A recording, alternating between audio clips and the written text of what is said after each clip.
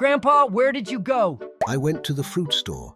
What did you buy, Grandpa? Some apples, oranges, pineapple, and bananas. How many apples are there? How many oranges are there? How many bananas are there?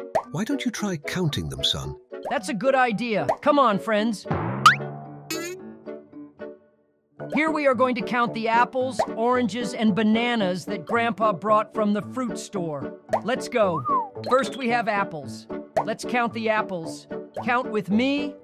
1, 2, 3, 4, 5. Hooray! There are 5 apples. Next we have oranges. Let's count the oranges. Count with me. 1, 2, 3, 4, 5, 6, 7. Wow, there are 7 oranges. Next, we have pineapples. Let's count the pineapples. Count with me. 1, 2, 3. There are 3 pineapples. Lastly, we have bananas. Do you love bananas?